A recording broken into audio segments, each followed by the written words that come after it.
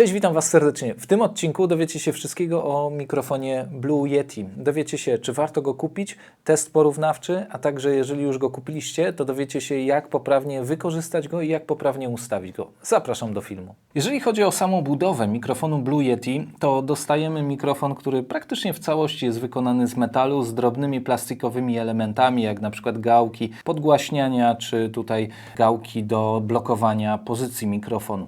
Mikrofon w zestawie przychodzi od razu z podstawką. Podstawka jest także metalowa. Spod spodu mamy pianki, które służą do delikatnego amortyzowania całego mikrofonu i troszkę wygłuszania dźwięków, które mogą powstawać na przykład od uderzeń w biurko bądź w klawiaturę. Przód mikrofonu znajduje się tutaj, gdzie jest logo, także jeżeli nagrywacie coś w trybie kardioidalnym, czyli siedzicie sami, to powinniście mówić właśnie w kierunku tego loga. Pod logiem znajduje się przycisk od wyciszania. Jeżeli jest on aktywny, to miga. Jeżeli jest nieaktywny, świeci się na czerwono. Pod przyciskiem od wyciszenia mamy przycisk volume. Jest to przycisk służący do tego, żeby zmienić głośność w słuchawkach odsłuchiwanego dźwięku. Z tyłu mikrofonu natomiast mamy dwa pokrętła. Pierwsze pokrętło gain służy do tego, żeby zmienić wzmocnienie mikrofonu. Drugie pokrętło pattern służy do tego, żeby przełączyć się między czterema trybami rejestrowania dźwięku. A jeżeli spojrzycie od spodu, na mikrofonie mamy tutaj gniazdo mini jack 3,5 mm, służące do tego, żeby wpiąć słuchawki odsłuchowe. Mamy także gwint montażowy. Możemy ten mikrofon zdjąć z tego statywu stołowego i umieścić go na przykład na ramieniu mikrofonowym, a po drugiej stronie mamy gniazdo USB, które służy do tego, żeby podłączyć ten mikrofon do komputera. Mikrofon ma wbudowane w sobie 3 kapsuły rejestrujące dźwięk, dzięki czemu możemy się przełączać między 4 trybami rejestracji dźwięku. Tryb kardioidalny, czyli najczęściej wybierany tryb, jeżeli chcemy korzystać z tego mikrofonu solo, jeżeli wykorzystujecie ten mikrofon do grania, do nagrywania podcastu, do wideo rozmów, wtedy przełączacie z tyłu tutaj wzór na serduszko, ustawiacie mikrofon tak, żebyście widzieli logo Blue i wszystkie dźwięki, które pochodzą od Was, są najlepiej rejestrowane, a te dźwięki pochodzące z boku bądź od tyłu mikrofonu są odrzucane, dzięki czemu nagrywany dźwięk jest bardzo wysokiej jakości.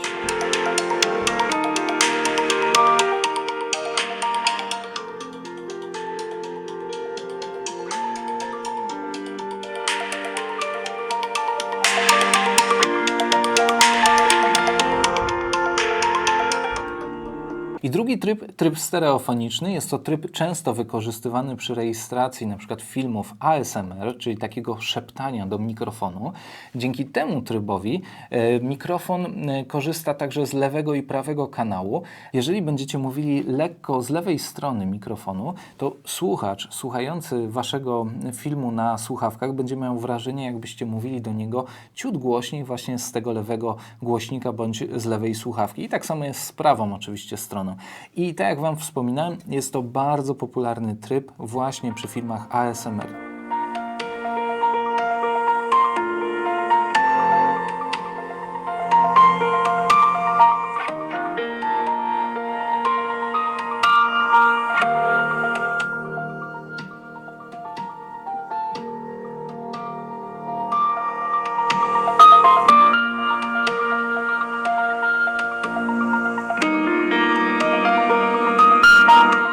Kolejny, trzeci tryb to jest tryb dookulny, dzięki któremu możecie zarejestrować dźwięki napływające ze wszystkich stron równomiernie. To jest bardzo ważne, jeżeli na przykład nagrywacie podcast wieloosobowy, ustawiacie ten mikrofon na środku między tymi osobami, które rozmawiają i macie dużą szansę, że dźwięk będzie nagrywany równo, nieważne kto będzie mówił w danym momencie. Także ten tryb będzie bardzo przydatny, jeżeli chcecie użyć tego mikrofonu do rejestracji dźwięków otoczenia, atmosfery w danym miejscu.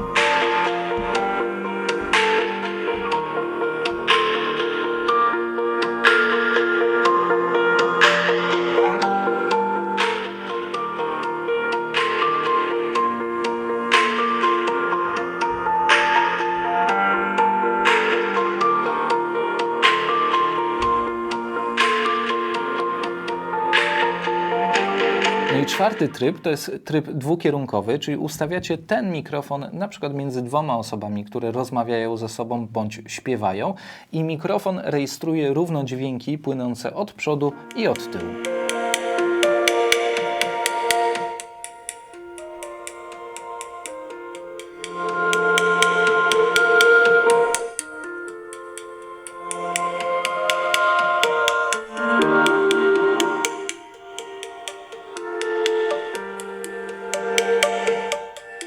Czas na czytanie dowolnego tekstu. A, B, C, 3 mikrofony. Dajcie znać w komentarzach pod spodem, który to który. Phil Knight był kiedyś zupełnie przeciętnym 20-latkiem, bez szczególnego pomysłu na życie, a dziś logo założonej przez niego firmy Nike jest rozpoznawalne na całym świecie. Sięgnij po autobiografię Sztuka Zwycięstwa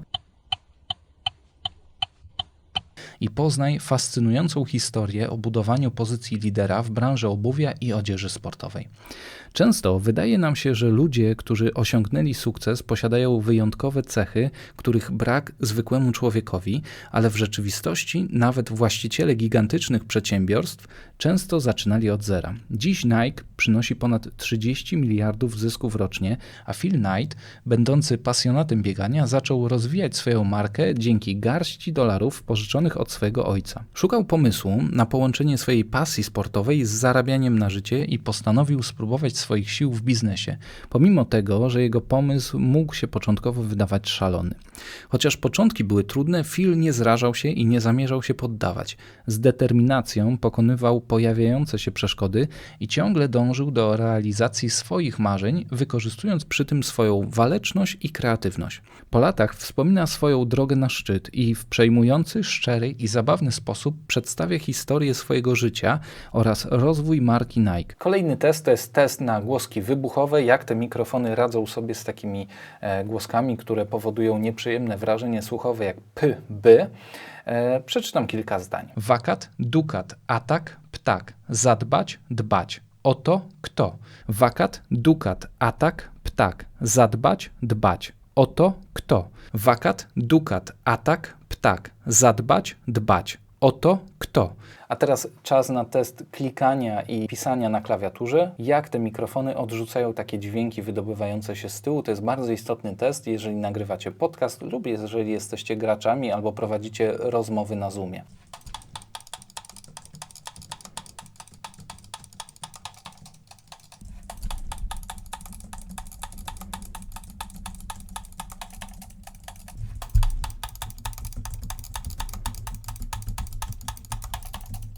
Dobra, a teraz będę coś mówił.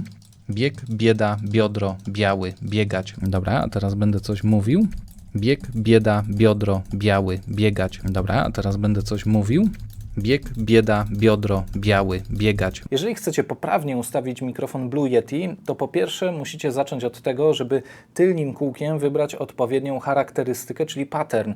I najczęściej, jeżeli będziecie nagrywali w pojedynkę, będziecie korzystać zapewne z charakterystyki kardioidalnej. W tej charakterystyce mikrofon zbiera idealnie tutaj dźwięk z przodu. Także mikrofon musi być odpowiednio pochylony w kierunku Waszych ust i oczywiście musicie mówić w kierunku loga. To jest bardzo ważne. Do umiejscowienia w odpowiednim miejscu mikrofonu Blue Yeti możecie także wykorzystać takie ramię. To jest ramię Rode PSA1, ale możecie także kupić troszkę tańsze ramiona. Także jeżeli potrzebujecie mieć dostęp do klawiatury, do myszki, czy potrzebujecie akurat przed sobą położyć coś, co wykorzystujecie w swojej pracy, to takie ramię bardzo Wam pomoże. Jest to ramię, które ma naprawdę spory zasięg, więc ten mikrofon naprawdę może być w każdym miejscu umieszczony. Dodatkowo do takiego ramienia możecie dokupić koszyczek antywstrząsowy, który będzie jeszcze lepiej niwelował te dźwięki powstające od uderzeń w stół. Oczywiście bardzo polecam Wam słuchawki do monitorowania dźwięku.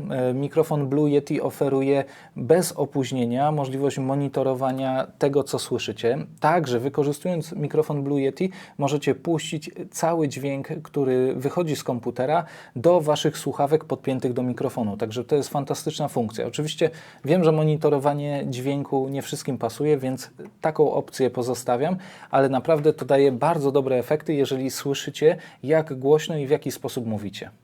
Z tyłu mikrofonu macie pokrętło gain i jest to siła wzmocnienia. Polecam ustawić je w zależności od siły waszego głosu.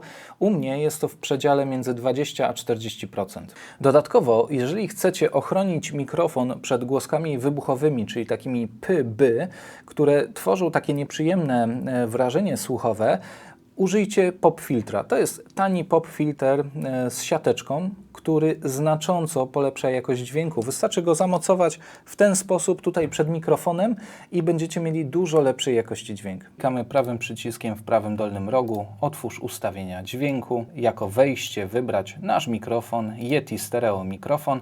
Od razu wtedy pokazuje nam się poziom dźwięku, który tutaj jest. Klikamy właściwości urządzenia i ja tutaj ustawiam na około 95% głośność tego mikrofonu i w takim ustawieniu mikrofon Blue Yeti brzmi najlepiej. Oczywiście tego typu ustawienia warto sprawdzić sobie w jakimkolwiek programie do nagrywania, zrobić próbne nagranie. Ja użyłem do tego Audacity, tutaj wybieram sobie mikrofon Blue Yeti, następnie klikam, aby monitorować ten mikrofon i ten poziom dźwięku tutaj nie powinien dochodzić do zera, powinien być w okolicach -6. Nawet jeżeli zaczniemy głośno mówić, to ten poziom nie powinien dochodzić do zera. Jeżeli dochodzi, to powinniście zmienić czułość tutaj mikrofonu, wzmocnienie tego mikrofonu, obniżyć go troszkę bardziej i wtedy powinniście mieć już dobry dźwięk. Jeżeli macie to mniej więcej ustawione, tak jak wspominałem, warto zrobić sobie próbne nagranie i odsłuchać go normalnie u siebie na głośnikach bądź na słuchawkach i zobaczyć, czy wszystko jest w porządku. Jeżeli chcecie poprawnie ustawić mikrofon Blue Yeti w Zoomie, to oczywiście musicie wejść w ustawienia, następnie wybrać zakładkę audio, wybieramy tutaj Yeti Stereo Mikrofon, a następnie musimy przetestować ustawienia, żeby ustawić odpowiedni poziom głośności tego mikrofonu. Możemy zrobić to na dwa sposoby. Albo manualnie i wtedy musimy odznaczyć tą opcję i automatycznie musimy ustawić tutaj na stałe wzmocnienie tego mikrofonu, głośność, albo możemy dać automatyczne ustawienie i wtedy nasz program będzie sam dostosowywał tą głośność w zależności od tego, czy mówimy cicho, czy głośno. Druga bardzo ważna rzecz w Zoomie to oczywiście wybór słuchawek. Możemy słuchawki bezpośrednio podłączyć do komputera i wtedy będziemy słyszeć wyłącznie naszych rozmówców, ale możemy wykorzystać gniazdo do podłączenia słuchawek w mikrofonie Blue Yeti, wybrać sobie tutaj jako źródło dźwięku głośnik Yeti Stereo Mikrofon i podłączając słuchawki bezpośrednio do mikrofonu możemy słyszeć zarówno naszych rozmówców, jak i to, co mówimy. Tym sposobem będziecie mogli łatwo kontrolować głośność, sposób, w jaki mówicie, także to też jest bardzo fajna opcja. Oczywiście wiem, że wielu osobom niekoniecznie odpowiada to, żeby słyszeć swój własny głos w słuchawkach,